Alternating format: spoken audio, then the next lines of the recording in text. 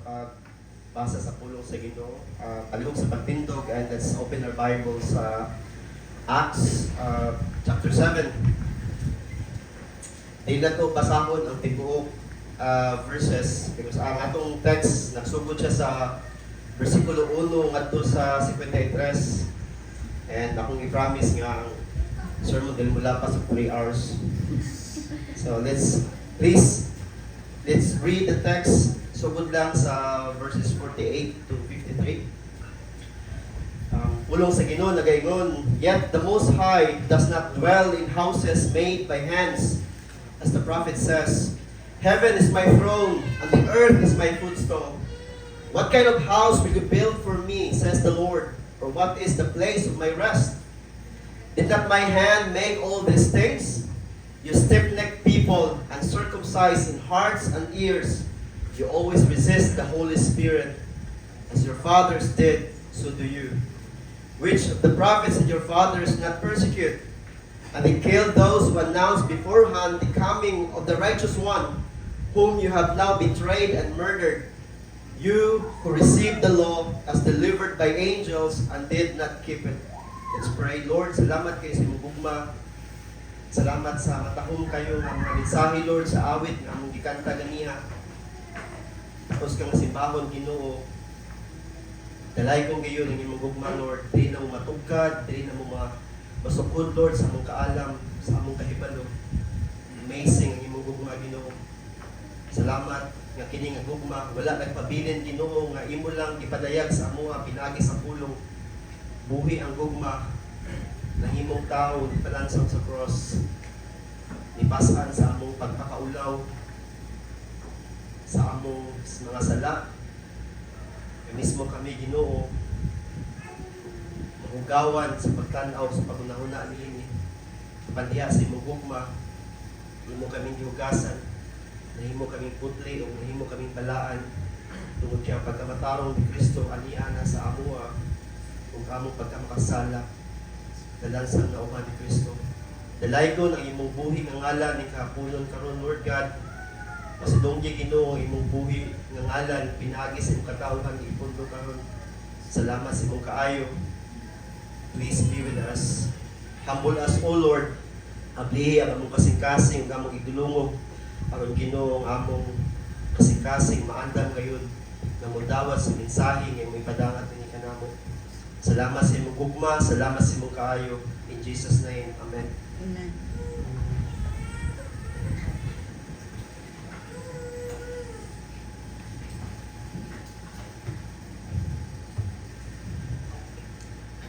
Taas kayo ang text, no? But this text, mga igsoon, is one of the most powerful sermons nga mo makita sa entire Bible. And there naiduha ka kamatuoran nga makita na yun din nga kung ang pulong sa Ginoo is faithfully proclaimed, it brings sinners to faith in Christ.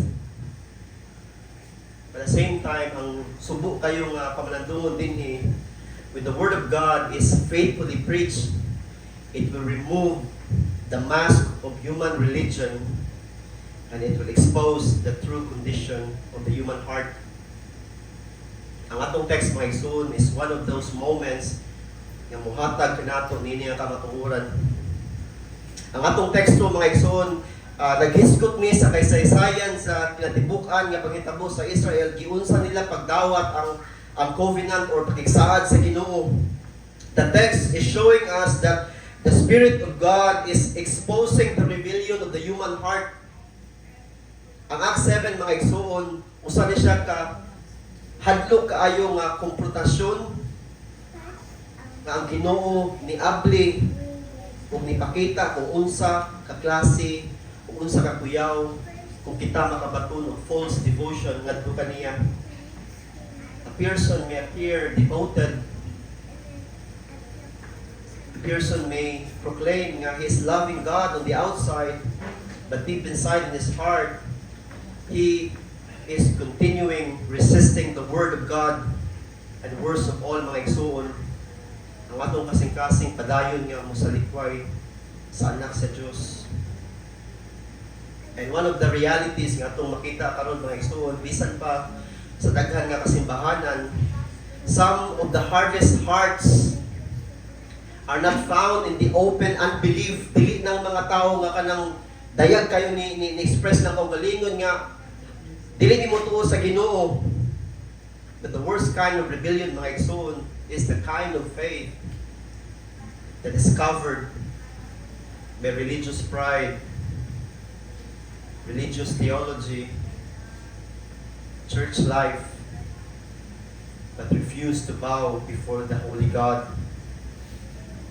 Ang atong chapter karon mga igsoon, nagtusok na nato sa pagpangutana nga can a person know Scripture, practice church, understand right theology and doctrine, defend what is truth, and still remain spiritually blind to Christ? Ug subo nga pamalandungon mga igsoon, si Stephen or si Stephen nitubag sa simple nga sakto nga answer, yes, posible. The history of Israel nagpakita ani nga trahedya nga pattern. The servants of God were rejected. The deliverers of God were resisted. The word of God was ignored. The people hardened their hearts, and all of this history reaches to the climax ang pagsalikway mismo ni Ginoong Hesus. Jesus, the Savior, the Messiah, the Lord sent by God to become the one they crucified. Ug ang mensahe ni Stephen mga igsoon ning kahaponon is not just about unsa ang nahitabo sa kasaysayan sa Israel. Ang text ato mga igsoon, this is a judgment of God of the present unbelief sa Israel. Ang atong title, kung ninyong makita, The Rejected Deliverer, the only righteous one who can save hardened hearts.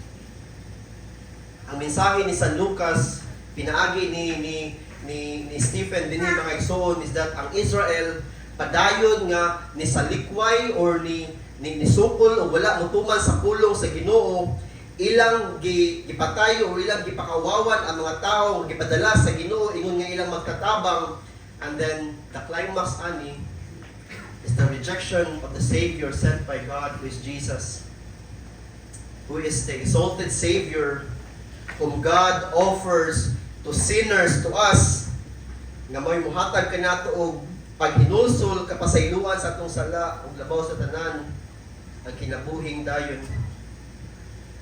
And this, mga igsoon, leads us to the main idea of our passage, nga knowing our Bibles, practicing church and religion, appearing devoted to God, externally cannot save a hardened heart. Because the deepest problem of human is not ignorance of God. It is our resistance against God Himself. And the only way for us to be forgiven is to look up to Christ and to pray that Christ ilisa ng atong batong nga kasing-kasing ug buhion ng atong patay nga kasing-kasing aron kita makabatulog tinuod nga paghinulsol sa atong kinabuhi. And ang Timbuk chapter 7 mga igsoon powerfully reveal why we need this kind of assurance. Sa ako pangingon ganina, ang Acts 7 is usa lang siya ka narrative nga gibuhat ni Stephen to remind the Sanhedrin giunsa pagbadangat sa Ginoo ang iyang pakigsaad ngadto sa taga-Israel. At the same time, Stephen brings us to the history of Israel, revealing this terrifying pattern. God reached out to His people. God sent them His servants. God spoke to them through His word. Yet Israel continually resisted God and rejected the messengers, even His message God sent to them. Therefore, mga igsoon, ang pahimanglo ni Stephen kanato ning kahaponon, ang chapter 7 nagtudlo kanato nga ang outward religion without a heart that truly knows God. Seryoso nga warning against resisting God and the Holy Spirit and the danger of hardened hearts against His Word. And about sa tanan, the blindness of religious pride without true repentance. But at the same time, mga igsoon, this chapter is not only a confrontation. This is also a gospel defense. Gigamit si Stephen so that the gospel will be proclaimed ngani sa mga agresibo kayo nga mga leaders sa Israel.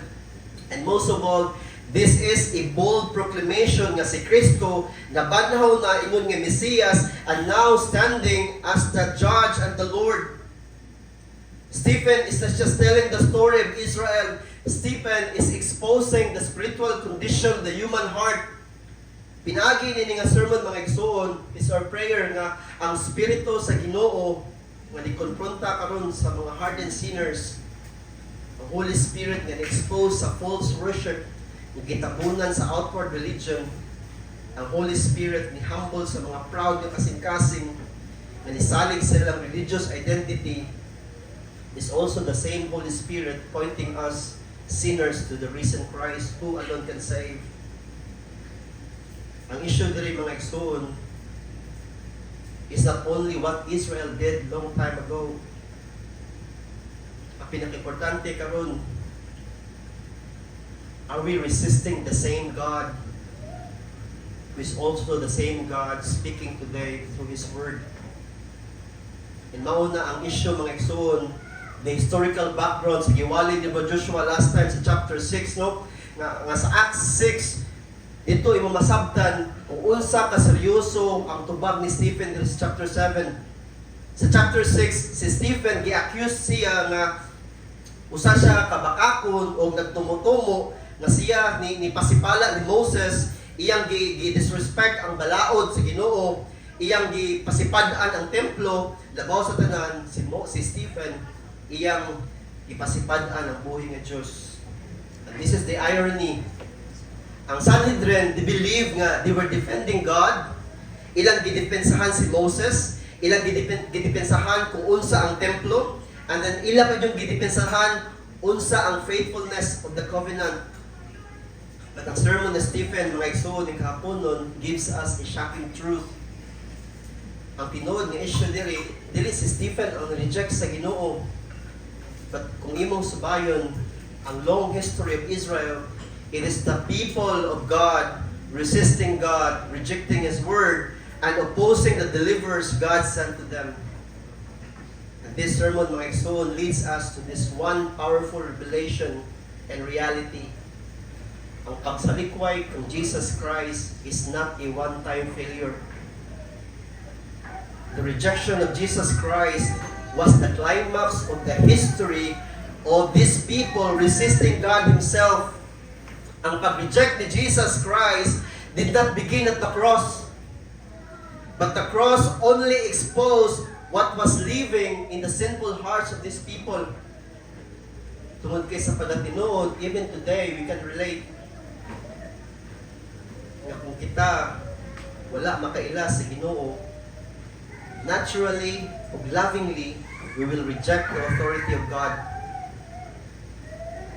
In our natural condition, we will surely resist God, deny His truth, and we will also reject Jesus Christ. But let us not miss, mga igsoon, ang paglaom aning nga chapter. Yes, atong sala is ngilad. Ang atong sala is tinuod ug dautan. Apan ang Dios nga labing gamhanan ni padayon og kumpleto sa iyang salvation. Kaluwasan nga iyang giandam ngadto ni Kristo tungod kay ang iyang grasya mas labaw pa ka sa atong mga sala. Our sin could never stop the sovereignty of God. Our rebellion is worst, but it could never change the saving purpose of God. And as we meditate, mga igsoon, sa chapter 7, it's my prayer that we will see not the sin of the Israelites, but the glory of the gospel of Jesus. Our sins, not even their sin, could stop the grace of God, because Christ now, who is risen, is offering forgiveness, repentance, o kinabuhing dayon sa tanan nga modul kaniya. Ang pagsalikway sa tao mga igsoon ni Ginoong Hesus nahimo lang ning background aron sa hingpit mapakita sa Ginoo unsa kanindot, unsa kadako, unsa ka mabulugon kayo ang iyang gugma diha ni Kristo. And mao ni nga kamatuoran mga igsoon ang ginayhinay gipadayag ni Stephen sa tibuok chapter 7. Ang flow sa chapter 7 mga igsoon sa 1 to 8 ato makita diha nga ang Dios mipadayag siyang kaugalingon diha sa grasya bisan pa wala ang templo. Sa verses 9 to 43, God sent deliverers but all of them were rejected repeatedly. Sa 9 to 16 ato makita diha si Joseph rejected by his brothers yet exalted by God. Sa 17 to 36 makita ko diha si Moses rejected still yet appointed by God. Sa 37 to 43 ato makita din mga igsoon nga ang Israel mismo nisupak sa Ginoo pinaagi sa pag-disobey siyang pulong. At the same time nagsimba pag yung Diyos. And sa 44 to 50 the presence of God ningon si Stephen, this God is too great and it cannot be confined. It cannot be limited to a temple made by human hands. And then sa 51 to 53, the religious leaders rejected the righteous one himself. Pero ang hope, mga igsoon, the risen Christ still offer grace to the rebels and sinners. And this is the very gospel, mga igsoon, now standing before the highest leaders of Israel. Stephen stands the most powerful people ani nga time. But ang ito makita, Stephen is just only the person nga nakita sa mga tao dinhi. In reality, ang gospel ni Jesus Christ mga igsoon mao'y gitrial aning panahona. The gospel is confronting these leaders using Stephen, not the other way around. Tungkol kay kani nga mga leaders, mga igsoon, this is the same people na nagpalansang ni Jesus. These leaders knew the scriptures. They meditated the law of Moses day and night. They even memorized them. They studied the covenant history. They honored the temple worship, perform religious tradition, even teach theological truth. On the outside, ni Moses Stephen, they look devoted to God. But ang makalilisa nga gipadayag ni Stephen din mga igsoon, taliwala sa ilang lawong mapagkareliyoso, they resist God. And that's the burden sa Acts 7. And gipakita ni Stephen din to prove na ilang rebellion is dili basta-basta, they rejected Jesus Christ Himself. The Jesus, the very Messiah nga ilang gipaabot, the only righteous one promised by God, the very Messiah God sent to send them, to save them, yet instead of receiving Jesus, they reject Jesus. And even they killed Jesus through the cross. Mao na mga igsoon nga ang cross is not a political execution at nga time. The cross was a sign of the rebellion against the Son of God, and we are part of it. But God, on the other hand, mga igsoon, sa kinatibukan sa Acts, ato makita din ni God responded in one word: power. The resurrection is a declaration of God that Jesus truly is the righteous one, the promised Messiah, the true deliverer, and the exalted God. And this is the glory of the gospel, mga igsoon, nga kining Kristo nga nabanhaw karon sa Acts, naghatag gihapon sa kapasayloan ngadto sa tanang masupilon sa Dios. Kini nga Kristo padayon nga naghatag og grasya ngadto sa tanang makasala. Kini nga Kristo padayon nga naghatag og kaluoy ngadto sa tanang dautan. Naghatag og kapasayloan ngadto sa mga gahi ug kasing-kasing, gugma bisan patuod sa mga tawo nga dili takos og paglaom sa tanang moduol kaniya diha sa pagtuo. Ug kini nga foundation mga igsoon o pagsugod ni Stephen, yun sa niya pagdepensa ang iyang kaugalingon. Sa akong gingon ganina sa verse 1 to 8, si Stephen nagbarog at ubangan aning most powerful religious court in Israel. And as we go deeper, mga igsoon, we discover that si Stephen yun is not really on trial. It is the gospel. At the gospel, mao ini trial aning mga tawhana. Dili sila mo ini trial sa gospel. The Sanhedrin, mga igsoon, is the great authority in Israel. Wala nagpasabot nga kini sila mo muhatag og kamanduan nga pwede sila mabuhat og mga political nga judgment. But these people, kaning mga tawhana, dako ang ilang influence, but they could arrest, they could judge and even condemn. Especially katong mga tao nga sila mo nahuna, hulga man sa among pagtuo o sa among relihiyon. Therefore, sa katong giwalay ni Joshua chapter 6, seryoso kayo siyang accusation. This means, kung masipyat sa Stephen din he will end up like Jesus. Kung nakainumdum mo sa wali ni Joshua, ang sala ng ipahamtang ng Stephen is blasphemy against God because Stephen proclaimed nga si Jesus mo yung Messiah.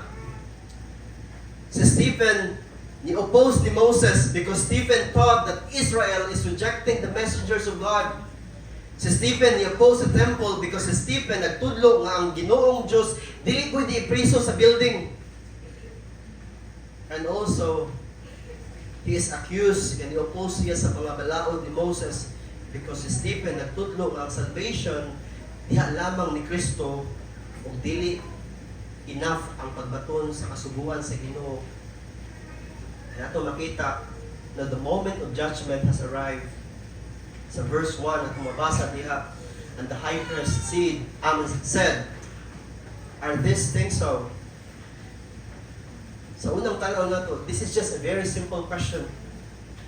But the question dili mga igsoon is more than that. Tungod kay ang high priest ni Higayuna is demanding an answer to the charges nga ilang gipahamtang ang Stephen.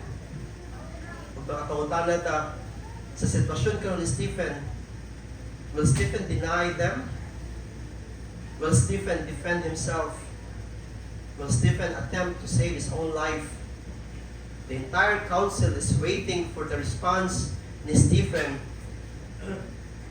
At ang tubag ni Stephen din mga igsoon is more than just a personal defense.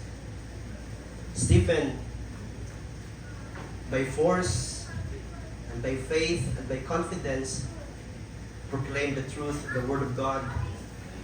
The question of the high priest mga igsoon, naghatag o kahiyunan ni Stephen na makahatag nining one of the most powerful sermon na na-record sa Acts.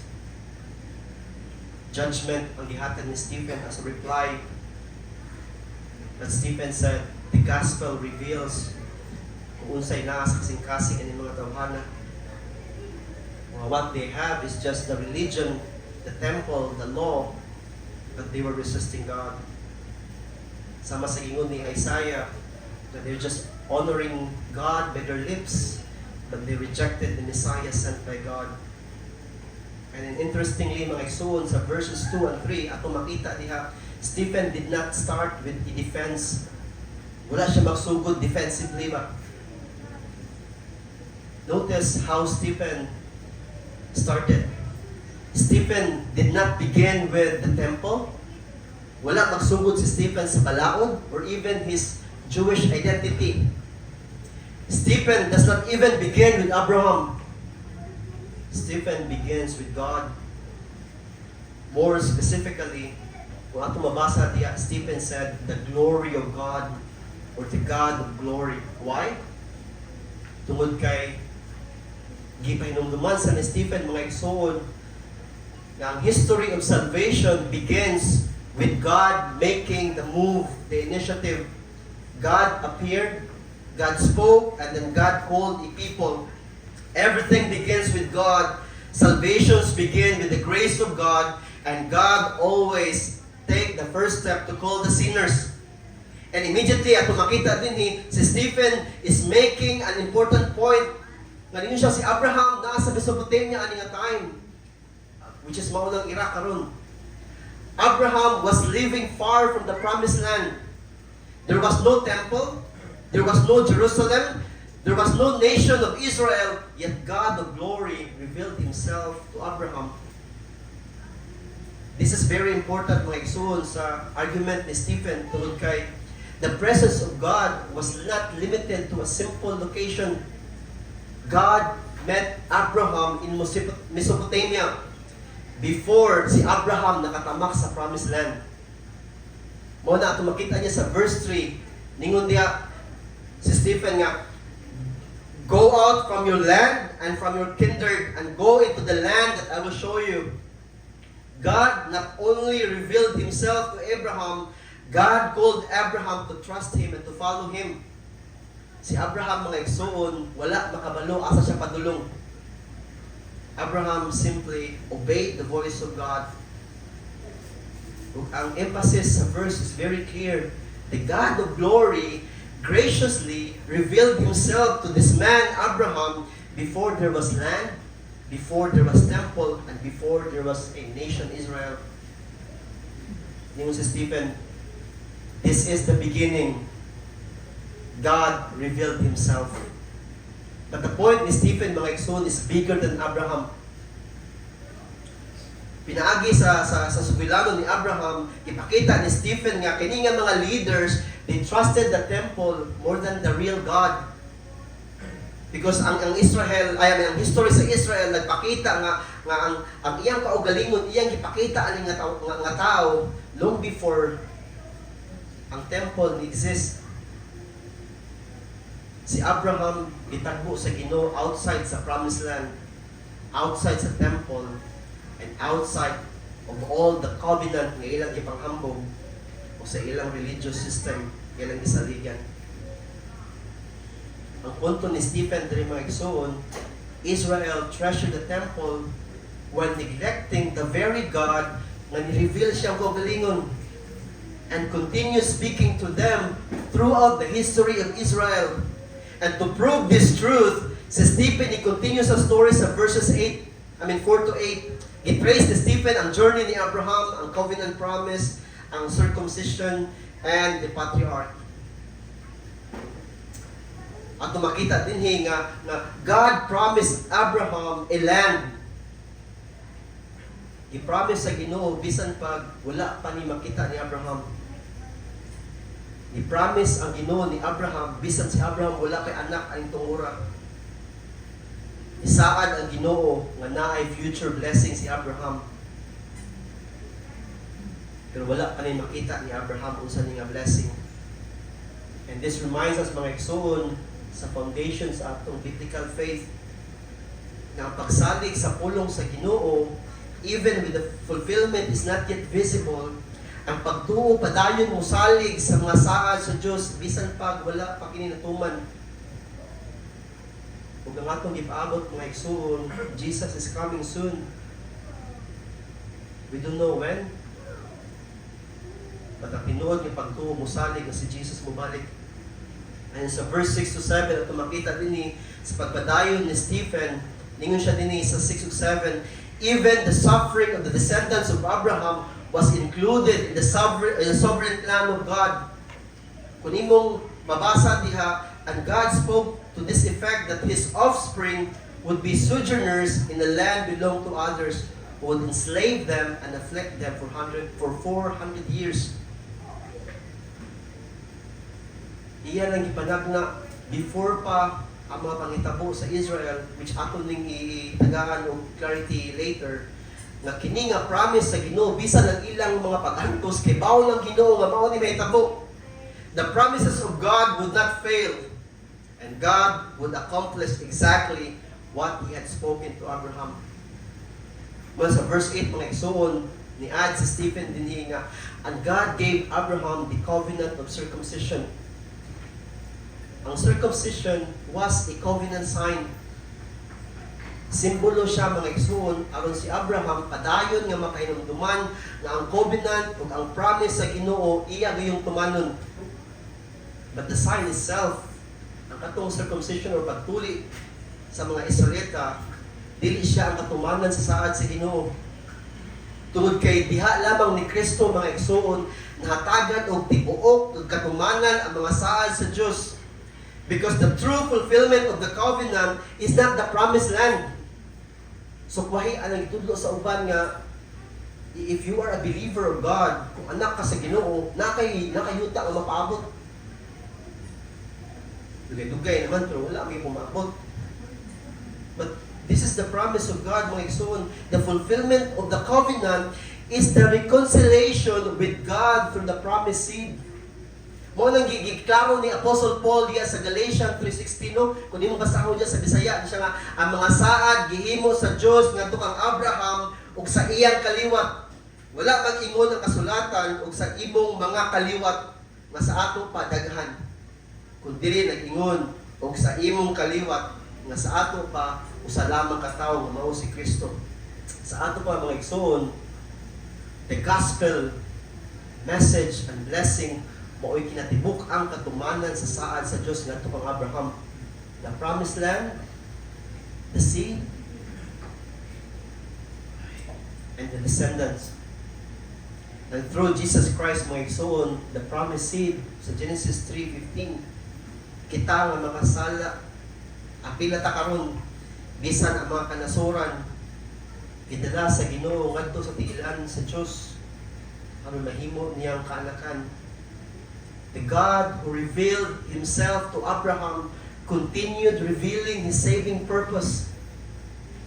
And mga igsoon, aron mapakita niya ang Ginoo, padayon nagtuman siya mga saad, He's raising deliverers for His people.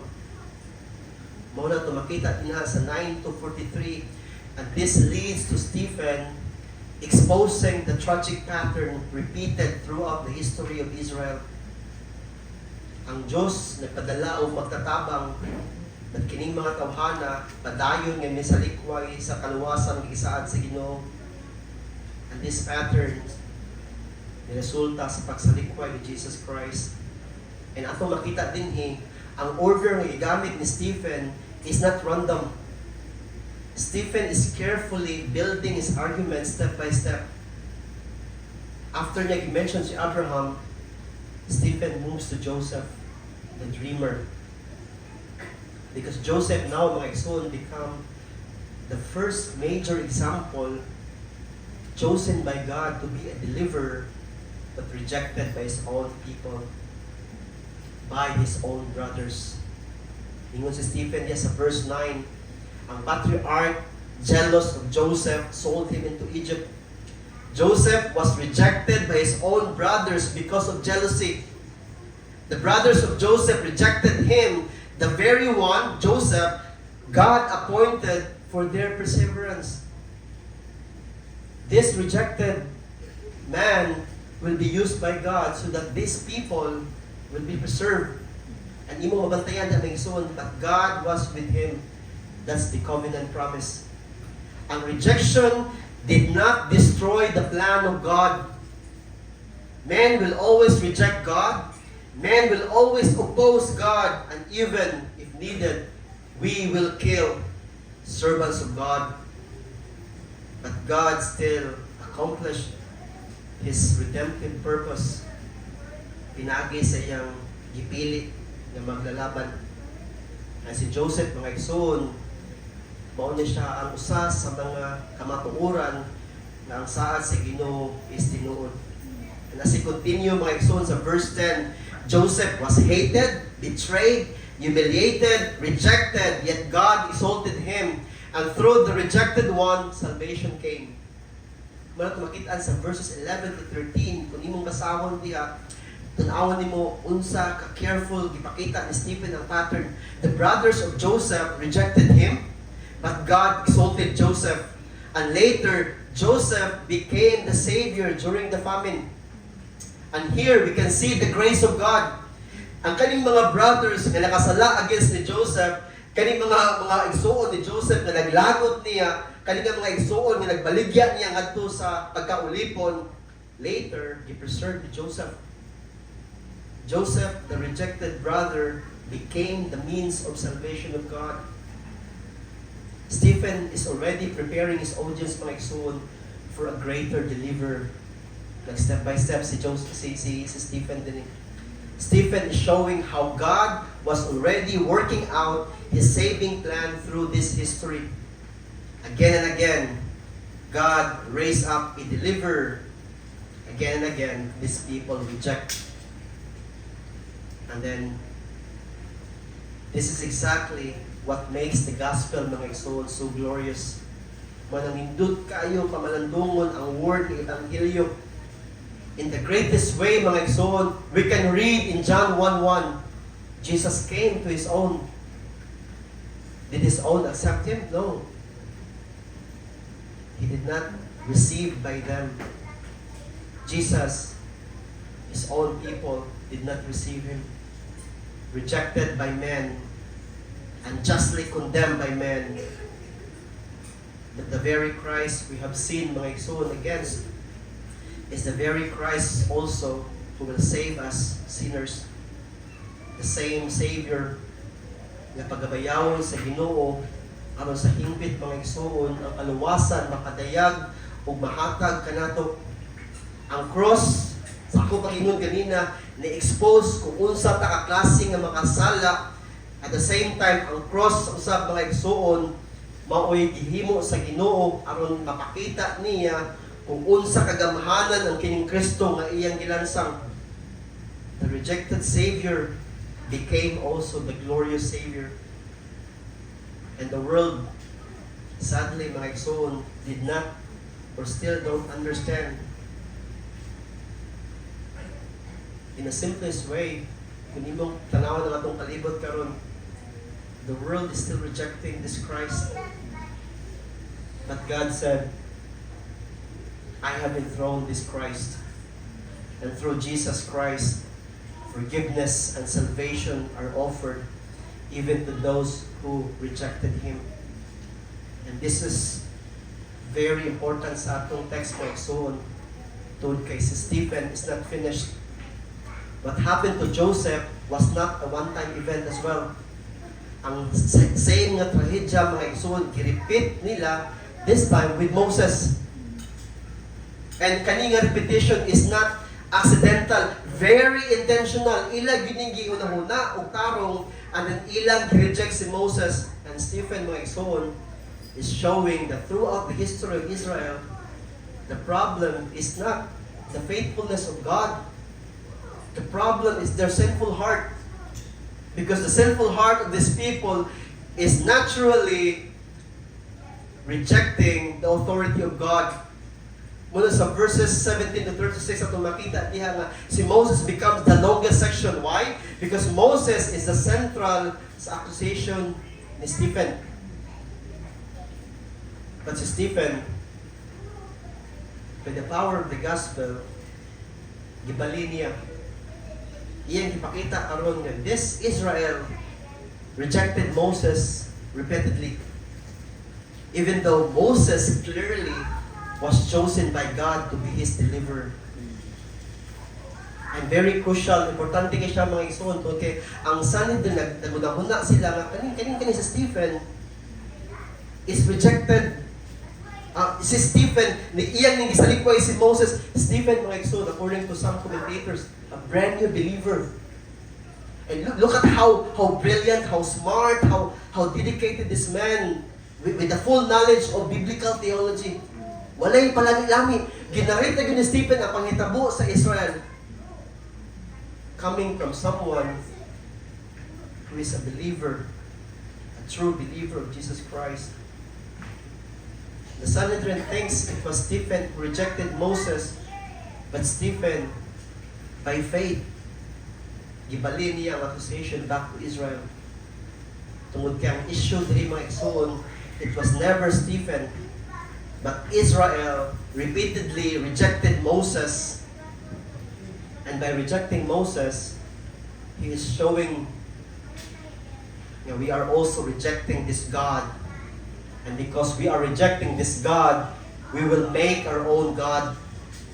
Makita sa 17 to 22, Stephen now begins tracing unsa pag-prepare sa Ginoo kani nga manluluwas kani si Moses. As the promise of God to Abraham is near, nagkadaghan ang mga Israelites dito sa Egypt. Ato na mabasa sa 17 to 18. And ato makita din ni, God did not forget His covenant. God was moving the history of Israel according to His promise. But before the deliverance of God came, naay nahitabong oppression. Nagkagrabe, nagkakusog, o nagkagrabe ng oposisyon ang nasinati sa mga taga-Israel. Mato makita sa verse 19, yan na siya, Israel was suffering.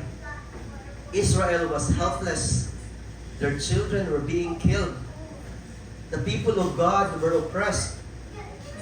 And ato makita diri maramag ang paraon sa Egypto mo nag-take control sa tanan. But look at how Stephen gave us the reality. Stephen wants us to see that even in this darkest moment, mga igsoon, God had not forgotten His people. While ang paraon sa Egypto was carrying out his plans to kill all Israelites, God was already preparing His deliverer. Before naka-create pa ang Pharaoh nga, pamakton ko nito lang mga Israelites, God is already advanced in preparing a very good deliverer. Kung makita sa verse 20 mga igsoon, and this katawanan siya patawon, no? Unsa ginsa pag connect sa Ginoo ba nga, at the very moment when Pharaoh was seeking to kill the children of God, look at what God did. God brought Moses into the world. God preserved Moses, and even as Pharaoh desired to destroy the Israel, God was protecting the one He had chosen. And sa verse 21, God raised Moses in the house of Pharaoh. Gilawag si Moses sa baba dito sa balay sa Paraon. The very household nga ni-oppress sa Israel became the place where God prepared the deliverer of Israel. What Pharaoh intended for evil, God simply used it in His wisdom for His purpose. Umana ingon ni Stephen sa verse 22 mga igsoon, this is not an accident. Gi-preserve sa Ginoo si Moses, gi-prepare sa Ginoo si Moses, gi-raise sa Ginoo si Moses in the house mismo sa Paraon because God made Moses mighty in words and in deed. Why? Because this Moses will be used by Him to rescue His people. Muna makita sa verses 23 to 29, now Stephen shows how serious ang ilang rejection ng ibuhat kang Moses. Up to this point, makita nga ang Ginoo, nag-preserve ni Moses, nag-prepare ni Moses, nag-raise up ni Moses, nag-equip ni Moses, but now Stephen shows us how Israel responded to the careful, magnificent plans sa Ginoo to raise up a deliverer. Makita sa verses 23 to 25 ng Exodus, one situation, naipangitabo diha, naipanaglalis ngayon po. I think commonly, if you are watching Ten Commandments or kita ang Exodus ng movie, this one of the highlights sa movie. Moses stepped forward to help his fellow Israelites. Moses believed nga they would recognize him kay usa siya ka Hudiyo. That God was using him, si Stephen, that God was using him to bring the deliverance. But si Stephen, they did not understand. Instead of receiving the deliverer of God, they rejected him. Mula sa verse 26 to 28, continues si Stephen nga, when Moses stepped forward to help his fellow Israelites, they responded, who made you a ruler and judge over us? Ayun si Stephen, here again, we see the same pattern of rejection. Stephen, in verse 29, says, at this retort, Moses fled and became an exile in the land of Midian, where he became a father of 2 sons. Ang deliverer was rejected. The rescuer, na carefully ipadako sa Ginoo with mighty works and deeds, became an exile. And the people in Egypt left in bondage of slavery. And Stephen is not just retelling the story mga igsoon sa Israel. Stephen now exposing the pattern again of the history of Israel. These sinful people resist the servant sent by God. Ang problema din yung mga igsoon, dili kay ang Ginoo pakyas nga kigsulti ani mga tawhana. With all of His might, with all of His power, ang Diyos padayon nga nakigstorya ani mga tawhana, but the problem was that ang ilang sinful kasing-kasing, they refused to listen to God. Joseph was rejected, now Moses is rejected. Israel rejected Moses, and soon they will do the same to Jesus. For Stephen, primarily ngun siya diri nga you, Sanhedrin, I will prove to you that you are also repeating the same rebellion. Ang sala mga igsoon mo gitagaan o clarity ni Stephen dinhi. Sin blinds our hearts to the truth of God. Sin hardens our hearts against the authority of God. And worst of all, sin causes us to reject the very Savior sent by God to deliver us. And that is why yung sa Stephen, the kining outward religion ninyo, or even ang atong church life karon, can never save us. We need more than religious knowledge, because knowledge alone cannot change our hearts. We need hearts transformed by the grace of God. We need the Holy Spirit to open our blind eyes, and God must change our hardened hearts. And the only way God provided to us is Christ Himself. And Christ must save us first from our rebellion against Him. Ngadto sa Diyos nga padayon nga nagtawag ka nato. Sa atong pagpadayon mga igsoon diya sa verses 30 to 34, Stephen now moves to another powerful example sa history sa Israel. God appears to Moses in the burning bush. One of the highlights sa movies Exodus mga igsoon. After Moses was rejected by his own people, og nikagiw si Moses dito sa kamingawan for 40 years. And ato makita diri murag si Moses nawala sa picture. Murag ang pagtawag ni Moses finish na. Matindot kayo ang sumpay ni Stephen, no? That the purposes of God had not failed. Sa verse 30 ato makita diri mga igsoon. Now when 40 years had passed, an angel appeared to Moses in the wilderness of Mount Sinai in a flame of fire in the bush. Stephen wants us to see something here carefully. Na kaning pakistorya sa Ginoo kang Moses, this is still outside the promised land.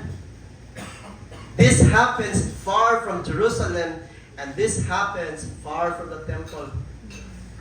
And Stephen is telling us the same truth that God will never be confined to a limited place, to a temple. For after 40 years in the wilderness, God appears to Moses in the burning bush. For 40 years, Moses seemed forgotten. Moses appeared lost in the wilderness. Nagdawala siya sa kamingawan. But God did not forget His covenant, His promise for His people. And from that burning bush, mga igsoon, the God of glory speaks to Moses in power, in authority. But do not miss this hope in mercy. Kung imong tanawon sa verses 31-33 mga igsoon, Stephen wants us to see sa gibukaton ani nga time, the ground becomes holy not because of Moses, not because of the wilderness, but because God Himself was there. Where God is present, there is a holy ground. And that is equivalent to the church. Sa verse 34 mga igsoon, God speaks words of mercy and comfort to Moses. Gidivert ni Stephen, but not focus on the bush. Focus sa words nga isulti sa Ginoo dinhi. The tenderness and the compassion of God here. Unsa ka malumo, unsa ka maluluyo ng Ginoo dinhi. God was not blind to the suffering of Israel. God was not absent in their slavery. God was not silent in their pain. For 400 years, from the promise ni Abraham until sa Exodus, that's 400 years. Ang langit murag silent man kayo. Generation after generation was born in slavery. Generation after generation cried out in suffering. And yet, bisag ang Diyos sa ilang paminaw is silent. Mga igsoon, God will never be absent. All along, hear me carefully. God is always watching. God is always remembering. And God is preparing deliverance according to His perfect timing. And this is the timing, mga igsoon, for the deliverance of Israel had come.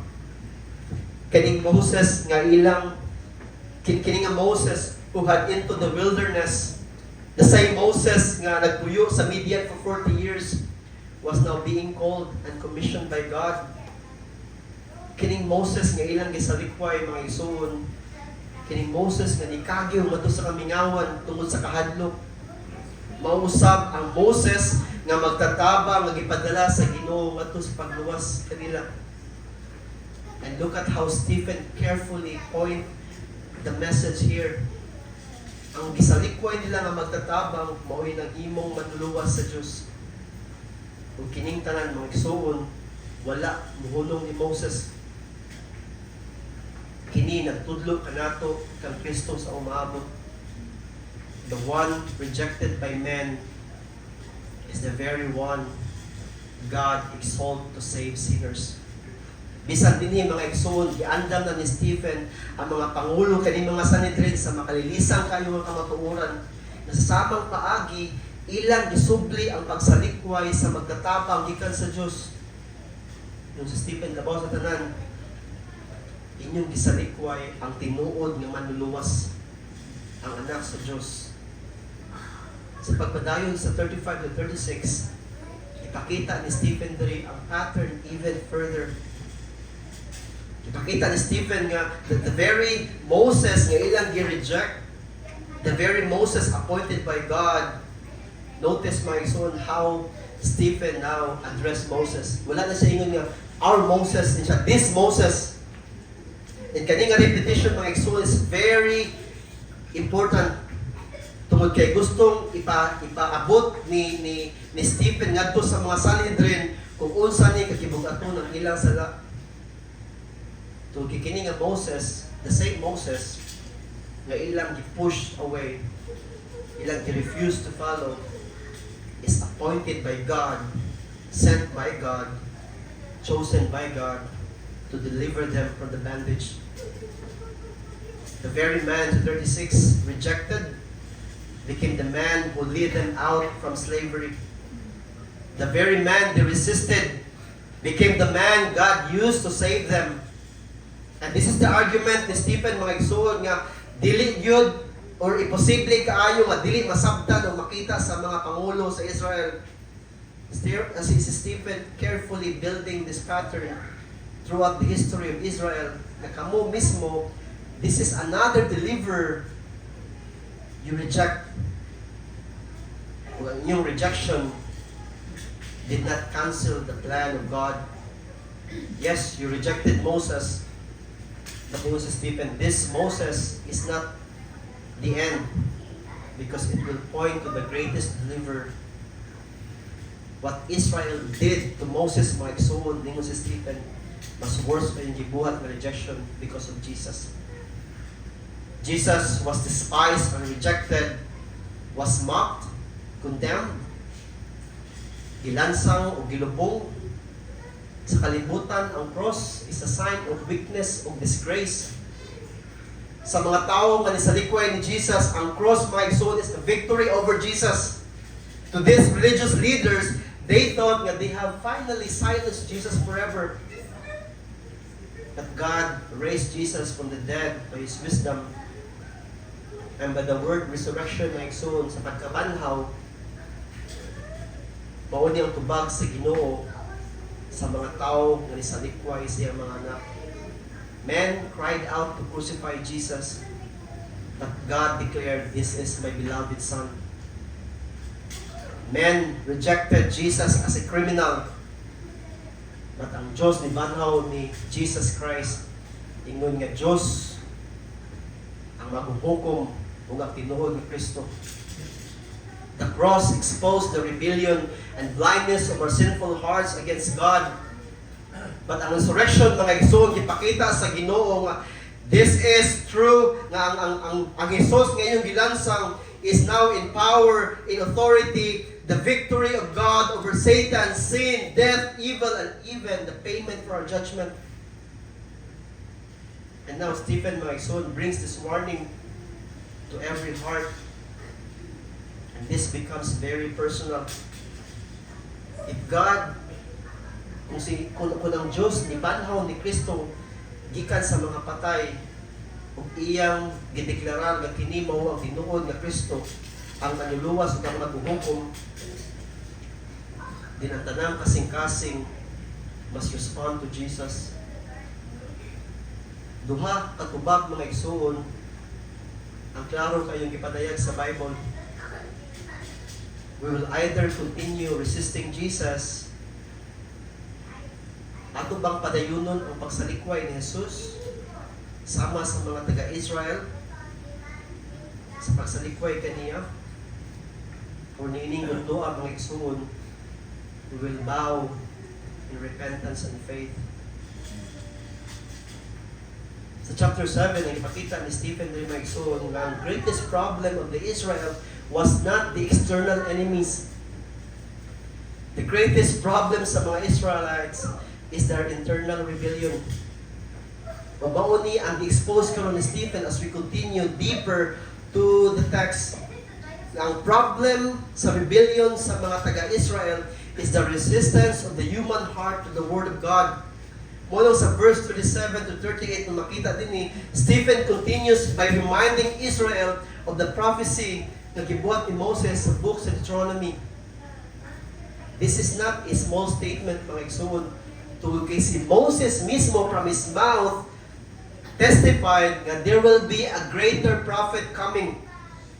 One that is greater than himself, one who could speak the full authority of God, one whom the people were commanded to hear, trust, and obey. And Stephen wants the Sanhedrin to understand this clearly and plainly. Jesus is that prophet. The very Moses declaim ilang gi-honor, ilang ipasidugan. Kani nga Moses mao gini ang among tinuod na ehemplo sa pagtuo, pointed them forward to Jesus. And you can read in the scripture mga igsoon, in Hebrews 3, Jesus is the greater Moses. Sa 1 Timothy 2:15, Jesus is the true and the final mediator. Sa John 5:46, Jesus is the one to whom Moses was pointing. And this is the point ni Stephen mga igsoon. Yes, Moses stood between God and the people of Israel. Moses received the word of God. Moses delivered the word of God in verse 38. The law was not dead. Ingon si Stephen. In fact, ang gigamit ng word there is living oracles. They were living revelation of God given to His people. Yet even here, na makita, as Stephen is preparing his argument more, the problem was not God did not speak to them. God had spoken clearly to them through Moses. God had given them His word through Moses to His people. And the real question din yung mga igsoon, will these people listen to God? And this same question, mga igsoon, stands before the Sanhedrin. After ni Stephen pagsulti ani, siguro siya muna, will they listen to the prophet promised by Moses? Maminaw ba kanilang mga tawhana sa manluluwas ni giproklaim mismo ni Moses? Or will they repeat the same pattern of rebellion seen in their history? And sa verse 39, mga igsoon, at mabasa din niya ang subok kayo at kamatuoran. Our fathers, ningon si Stephen, our fathers refused to obey Him, but thrust Him aside. After all that God had done in Moses, after raising up Moses After sending Moses as the deliverer, Israel refused to obey him. Ang deliverer, nagiandam sa Ginoo, diya sa pulong sa maayong buhat, was rejected, pushed away, and refused to follow. And Stephen, mga igsoon, goes even deeper. Stephen is not just describing their external actions. But Stephen is more concerned sa condition silang kasing-kasing. Wala ni continue sa Stephen diya, mga igsoon, kung ninunta naman ako sa kalinya diya, and in their hearts, they turn to Egypt. Externally, mga igsoon, their body left in Egypt. Ang ilang body, nibiyak sa pagkaulipon sa Egypto. But internally, they still love Egypt. Their hearts still long for the very thing na nag-enslave nila. They want to go back to Egypt. And this is the tragedy, mga igsoon. Montre just sala. Sin is not just an outward behavior or action, mga igsoon. Sin is the turning of the heart away from the living God. Mga igsoon, kinihigayon na the bodies were moving from Egypt to the promised land. Pero ang ilang kasing-kasing mo si Stephen, nalak yapon dito sa Egypt. And ang point is, Stephen is very clear. The problem was never Egypt. The problem was their heart. Physically, they were delivered by God. Pero ang ilang kasing-kasing padayon ngayon sa likway sa Ginoo. Wala ito makita niya sa verses 40 to 41, Stephen now brings the Sanhedrin back to one of the darkest time in the history of Israel. Katong bulawan nga nating baka ang gibuhat sa mga taga-Israel. They said to Aaron, make for us gods who will go before us. And for this Moses who led us out from the land of Egypt, we do not know what has become of him. Yeah. Subok ka siya pamanandungan may isunong. While Moses was receiving the living word of God on the mountain, kaning mga tawhana, they are already turning away their hearts from God. Ang Diyos, binuwas kanila gikan sa mga Egypto, at ang ilang kasing-kasing nag-desire of Diyos. Stephen continues mga igsoon sa verse 41. And they made a calf in those days and offered a sacrifice to the idol and were rejoicing in the works of their hands. Exposed ni Stephen diri mga igsoon kung unsa gyud ang tinuod nga pangitabo. The problem of Israel was never the external disobedience. Katong baka nga bulawan was never the problem sa Israel. Tingin sa Stephen. The deepest problem was that ang ilang kasing-kasing is turning away from the living God. Ug katong baka nga ilang gigunitan, tingin sa Stephen. It's just a manifestation nga na Diyos nga buhi sila kasing-kasing. The idols in their hands, mga igsoon, reveal nga naay buhi nga idol diya sila kasing-kasing. And this is, mga igsoon, ang hadlok sa sala sa idolatry. The sin of idolatry begins when we worship other things than God. When we love something more than God. Kung musalig ta more than God. Kung desire ta something more than God. When we fear something more than God. Mao ng idolatry, mga igsoon, is not just an external rebellion. Ang idolatry is you are replacing God in your heart with an idol.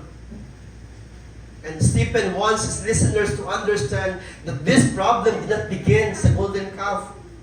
The golden calf was simply exposing what was already in their hearts. And apart from grace, mga igsoon, gihagitan ni Stephen karon. This is the normal condition sa itong kasing-kasing. Kung wala ang grasya sa Ginoo, we will worship our financial stability. Kung wala ang grace sa Ginoo, we will worship our social status. Kung wala ang grasya sa Ginoo, we will worship the approval of other people. Kung wala ang grasya sa Ginoo, we will worship the things nga maka-entertain sa tuwa. Without the grace of God, we will worship power, we will worship success, ug labaw sa tanan, we will worship ourselves. And this is where the message ni Stephen, mga igsoon, becomes personal. Most of us can practice church and religion, but in reality, we're resisting God we claim to serve. We may know theology, and still fail to know kinsa ang Ginoo. We may speak accurately kinsa ang Ginoo.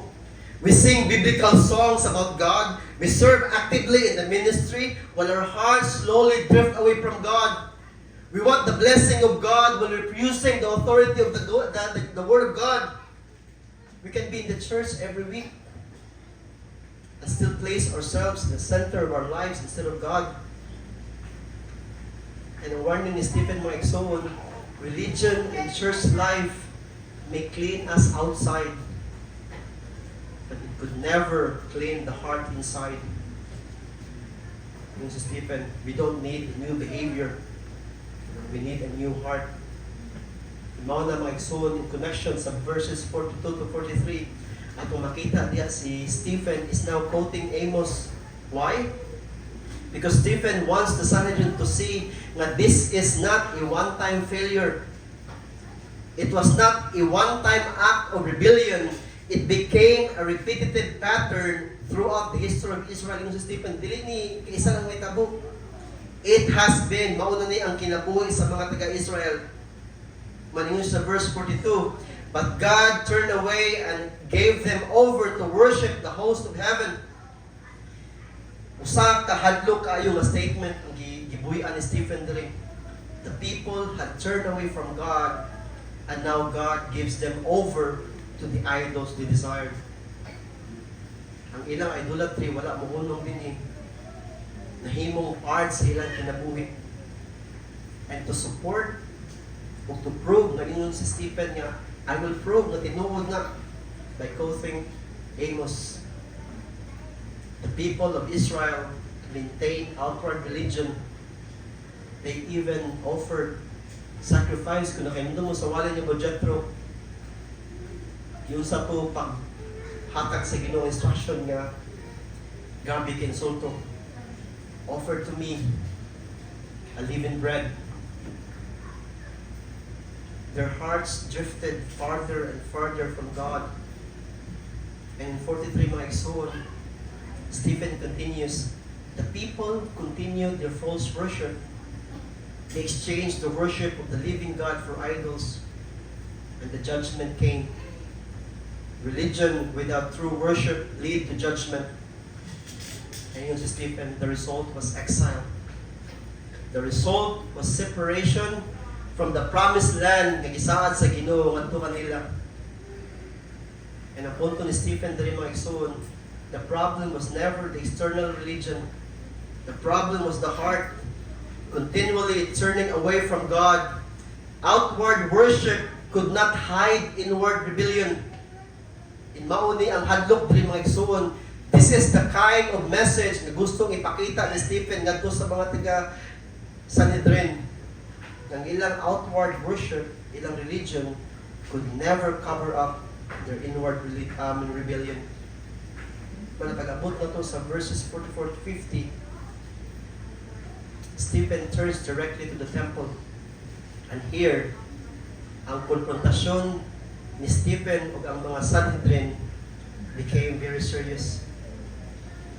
Because for many Jews, mga igsoon, the temple had become the heart of the religious life. Alang aning mga Sanhedrin, ang templo, mga igsoon, sa atong iwali ni Joshua, the temple represented sa presensya sa Ginoo. Ang templo ni Barug, aron pagmatuod na sila naay pabor nga dawat sa Ginoo. Ug ang templo may usa ka timailhan nga ang covenant sa Ginoo alang gayud kanila.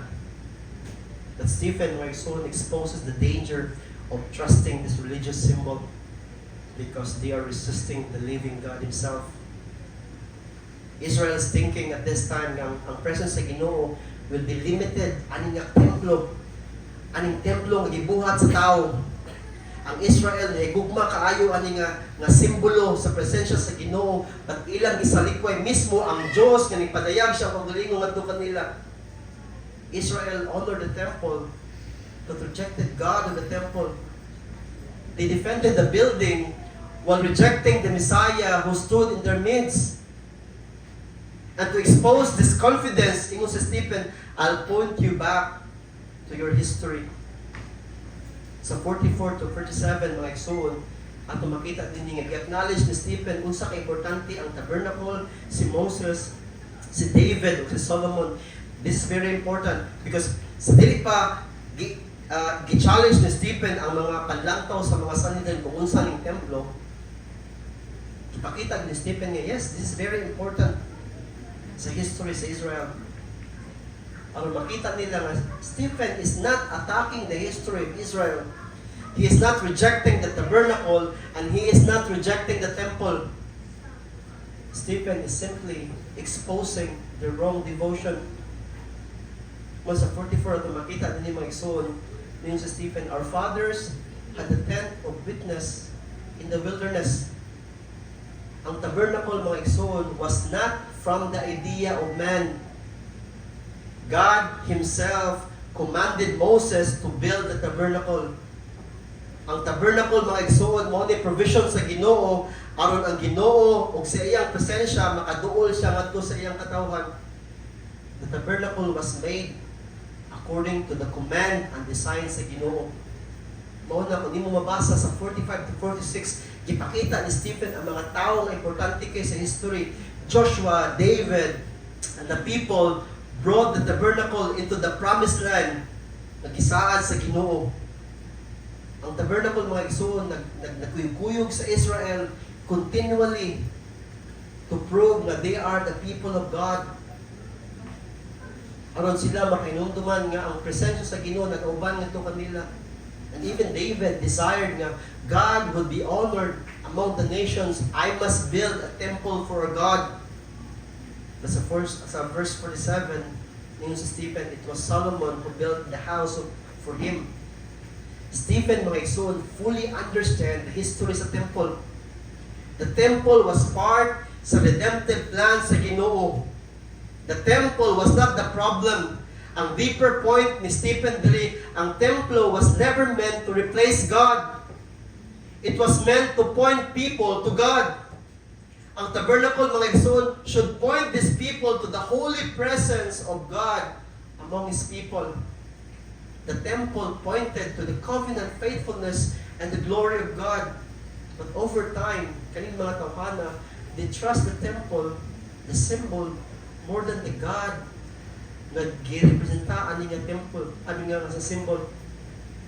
And mao ni gipakita ni Stephen karon, you defended the temple but ignored the God who dwelt among you. You honor this temple, this building, while rejecting Moses and the other people, and even rejecting the Messiah ang nibarog sa inyong presensya. And this is why si Stephen, mga igsoon, ni-mention nila mga prominent na mapangalan sa Bible, Moses, David, and Solomon, because ingon si Stephen din, even these people understand kung unsa ang importansya sa temple. And even kani mga tawhana, mga igsoon, God could never be contained. And mao na siya ang mensahe sa kamatuoran, mga igsoon, about sa templo. And pag-abot sa remaining verses 50 down to the last part, sa 53, Stephen now stops speaking about our fathers. And the lesson of Israel, mga igsoon, in the past becomes the judgment in the present. And kini, mga igsoon, ang hadlok kayo ang konklusyon ni Stephen. Ang Sanhedrin, mga igsoon, repeatedly show the rebellion. They condemn ang ilang ang katiguangan na sa una, and yet ilang gibuhat ang same na sala na ginabuhat sa ilang katiguangan. And this is the message we have this afternoon, mga igsoon.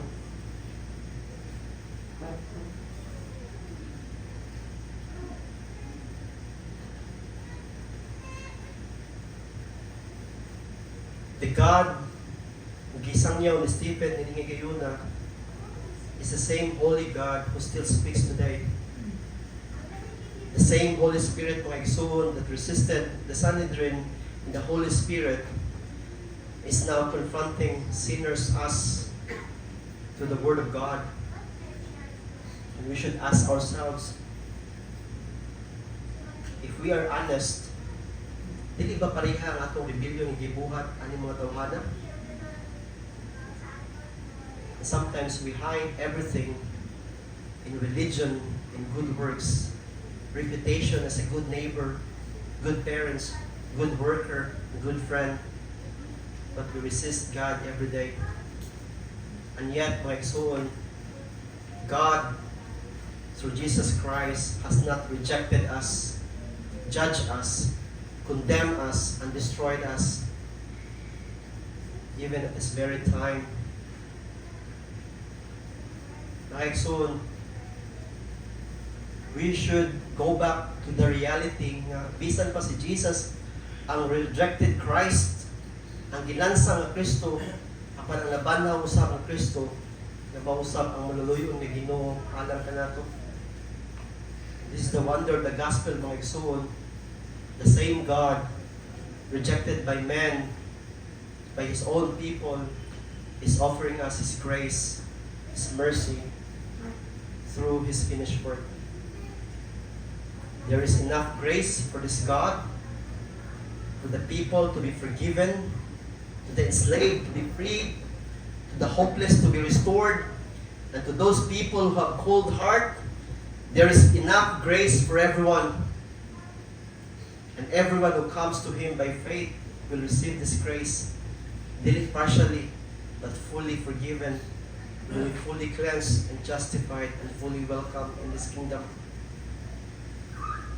As a closing, mga igsoon,